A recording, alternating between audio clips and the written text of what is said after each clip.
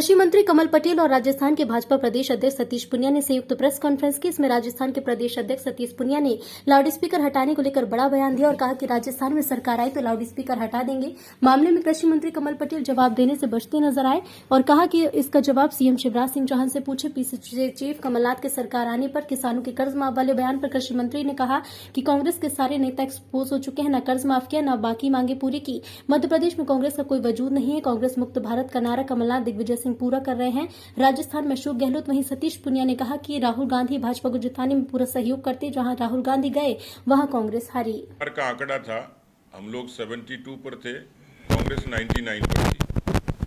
और अशोक गहलोत, मुझे पता नहीं मध्य प्रदेश में जुगाड़ शब्द का इस्तेमाल होता है कि नहीं, लेकिन एक इस तरीके का व्हीकल बनाया जाता है जिसमें टायर कुछ भी होते हैं, फंटा होता है, स्टीयरिंग कोई और होता है, जिसमें लाइट नहीं होती, हॉर्न नहीं होता, और वो भगवान भरोसे चलता है।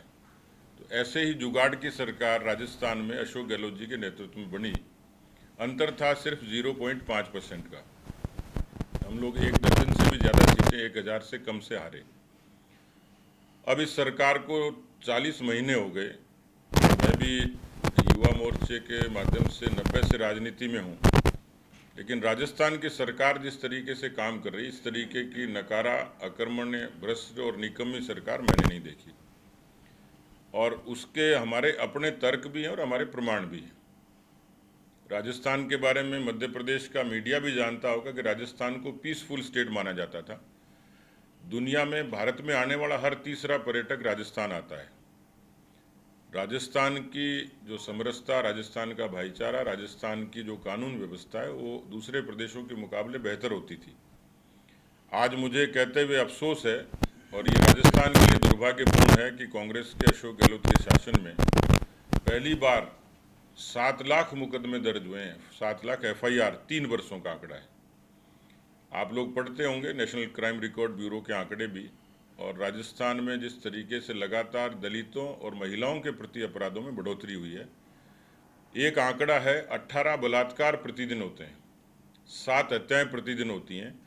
21 से 22 का आंकड़ा है 6337 जो महिलाओं के गैंगरेप और इससे रिलेटेड है।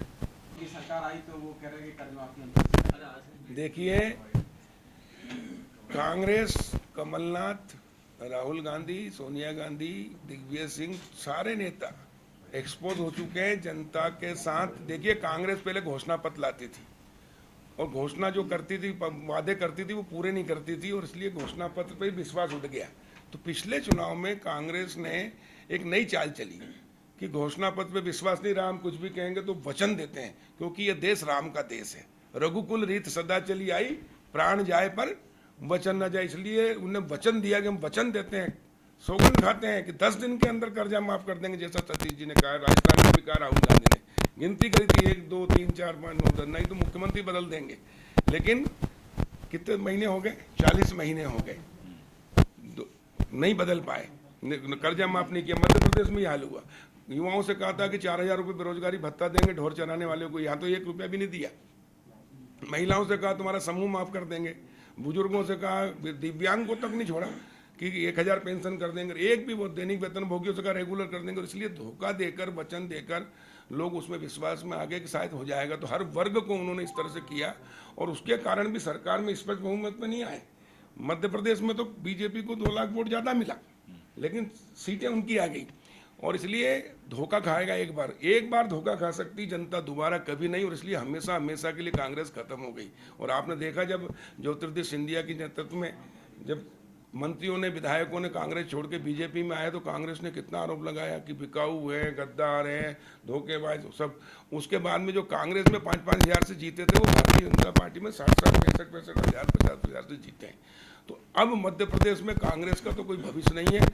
और कमलनाथ जी जो अब वादा करने जाएंगे, तो जनता इनका बहिष्कार भी करेगी, धक्का देगी, गाँव में घुसने नहीं देगी, क्योंकि अब इनके ऊपर कोई विश्वास नहीं कर रहा। कांग्रेस ही विश्वास नहीं कर रहे हैं कांग्रेस के नेतृत्व पे। कांग्रेस इस बार नेतृत्व विहीन हो गई है।